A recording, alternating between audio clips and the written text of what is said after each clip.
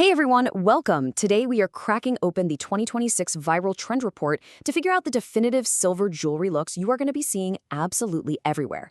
So yeah, let's just get right into it. Okay, let me ask you something right off the bat. If you had to pick just one piece, one accessory, to instantly make your style feel totally new for 2026, what would you pick? A new necklace, maybe? A certain kind of earring? Well, according to all the data, the answer is probably not what you'd expect. Nope. It's actually a little more subtle and, honestly, a lot more interesting. It all starts right here, with this major shift in the metallic landscape. For 2026, it is all about silver's massive takeover. The report could not be clearer. This cool-toned metal is stepping back into the spotlight in a huge way. And look, this isn't just a niche opinion. The report found a staggering consensus. Get this, 90%. 90% of stylists agree that silver is the metal of the moment. That's not just a trend, that is a genuine sea change. So the main takeaway from this whole first section is pretty simple. This is not some micro trend that's here today, gone tomorrow. The report is positioning silver as the new essential, a foundational piece of our style for the years ahead. Okay, so now let's get into our first deep dive. This is where we get to the unexpected accessory I mentioned. So get ready for what's being called the anklet renaissance, because this is the piece you'll soon be craving. First up, we've got a style called the barely there anklet. And the name itself, well, it tells you pretty much everything you need to know. It's all about subtlety and just a little whisper of shine. So what does that actually look like? We're talking about ultra-fine, whisper-thin chains. The whole aesthetic is pure minimalism. The report notes that people are wearing them one of two ways, either a single delicate strand or, and I love this, on both ankles for a more intentional, symmetrical look. The focus is all on that delicate, fluid movement.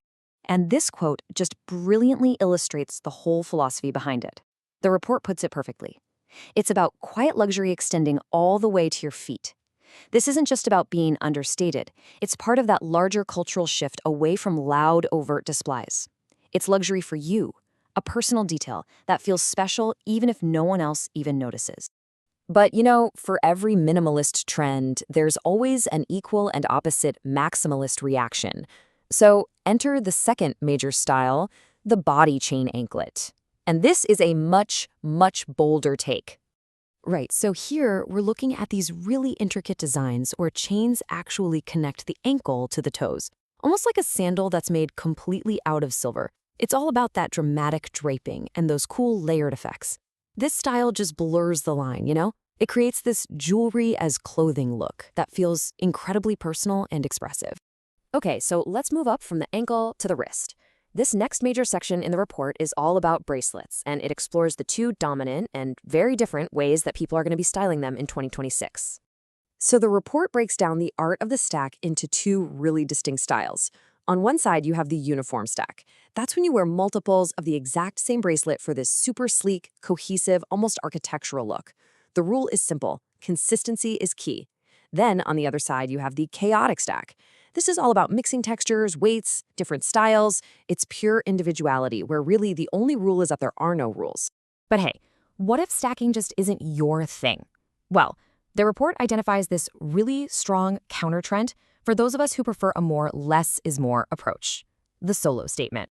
This is all about choosing one single powerful piece and just letting it shine all on its own.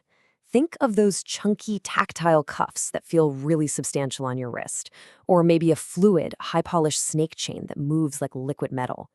The key is that the piece itself has enough architectural or sculptural interest to command attention all by itself. So we've seen the what, and now we're going to get into the how. This next section is packed with actionable advice from the report on how to take all of these ideas and really make them your own. The report breaks down building the perfect wristscape, love that term, into 3 easy steps. First, choose your anchor. This is going to be your boldest piece, like a watch or a big cuff. Second, add texture. This is where you bring in those contrasting chains or beaded styles, kind of pulling from that chaotic stack idea. And finally, number 3, play with space. Don't crowd your wrist. Leaving a little bit of breathing room creates balance and allows each piece to move and really catch the light. And here is a fantastic pro tip that the report emphasizes over and over again. Mix your metals. Seriously, the old, rigid rule about sticking to just gold or just silver is officially gone. Combining them adds so much depth and a modern edge to any look. So, as we bring all this together, what's the big picture for 2026? Well, the report suggests it's all about finding your next signature piece. Because ultimately, all of these trends, the delicate anklets, the chaotic stacks, the solo cuffs, they're really just tools. The real message here, the crucial point, is that your jewelry is a medium for telling your own story.